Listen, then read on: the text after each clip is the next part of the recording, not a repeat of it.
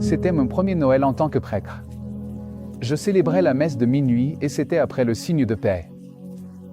À ce moment-là, j'avais rompu l'hostie, et je me souviens que l'agneau de Dieu que la communauté chantait durait un peu longtemps. Et donc, j'ai eu ce moment de pause, et je me souviens avoir regardé mes mains tenant l'hostie.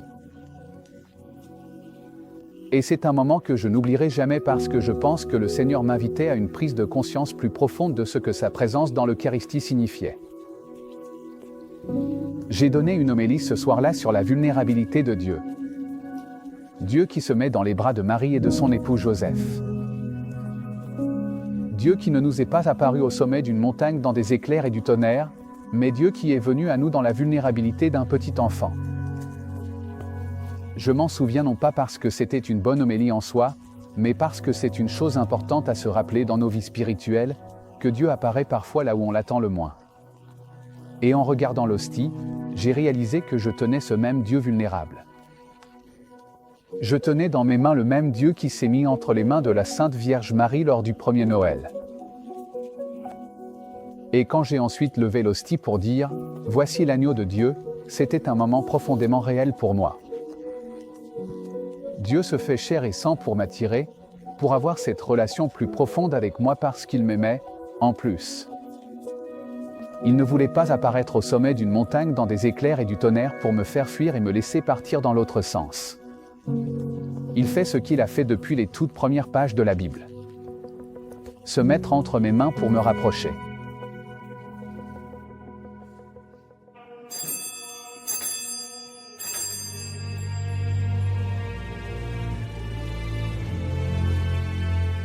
Nous rencontrons dans l'Eucharistie une personne, pas une proposition.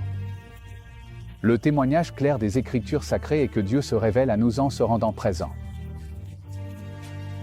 Toutes les grandes révélations de l'Ancien Testament ne concernent pas Dieu donnant à son peuple des idées sur qui il est, ou en leur remettant un livre de règles, mais plutôt en se rendant présent, et cette présence tangible au milieu du peuple d'Israël est pour qu'ils puissent être attirés dans une relation avec lui. Toutes les prophéties bibliques, toutes les promesses, toutes les révélations se résument à ceci. Je suis au milieu de vous. Je serai votre Dieu et vous serez mon peuple. La doctrine de l'Église sur la présence réelle du Christ est simplement le fruit de cette révélation. Le Christ Jésus, le Verbe fait chair, est définitivement Dieu avec nous. Il entre dans notre temps, il entre dans notre espace, il entre dans la fragilité de notre humanité, et il entre même dans la plus grande fragilité du pain et du vin, afin de nous attirer plus profondément dans l'intimité avec lui-même. Le connaître, l'aimer, tout comme il nous connaît et nous aime.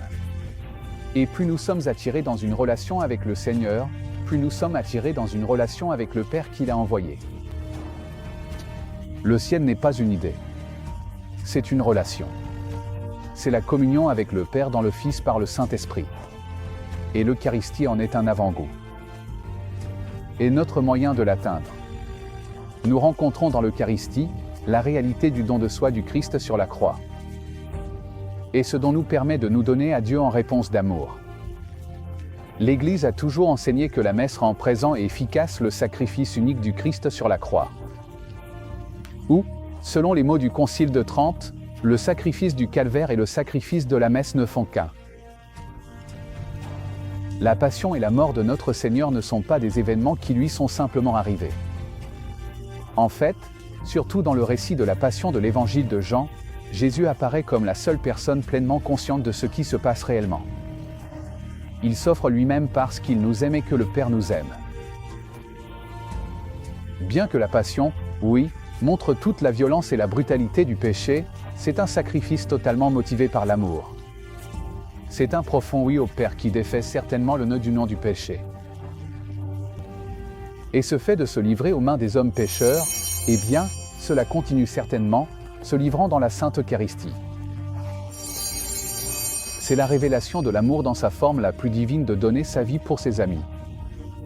Et en effet, Jésus nous appelle chacun ami. L'amour sacrificiel du Christ et toute sa puissance nous sont donnés pour briser la dureté de nos cœurs pécheurs et nous permettre enfin de dire oui à la vie et à la communion que Dieu a désirée pour nous avant la fondation du monde. La messe rend l'amour présent, et la croix du Christ se tient au centre de chaque messe comme une sorte de mesure de notre réponse d'amour.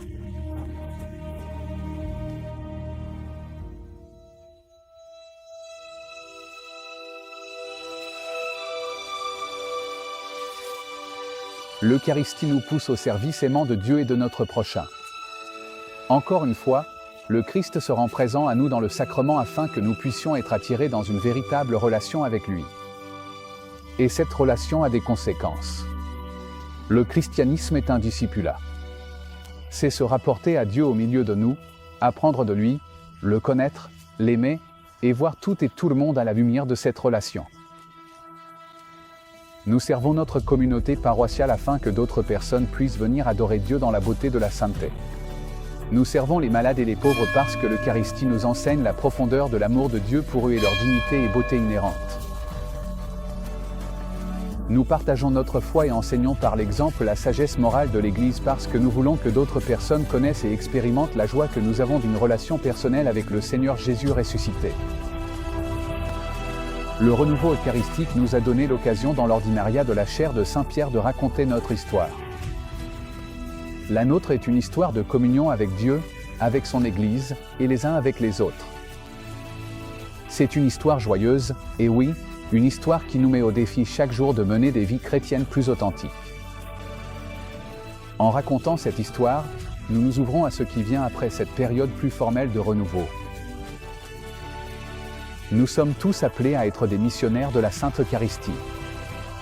Par le baptême, nous recevons tous une vocation d'une manière ou d'une autre pour proclamer le Christ qui est au milieu de nous et qui ouvre nos yeux et nos cœurs dans la fraction du pain. Alors, mettons-nous au travail. Soyons des missionnaires de sa présence eucharistique car on ne peut imaginer les grâces et les joies qui nous attendent lorsque nous permettons au Seigneur de raviver son Église.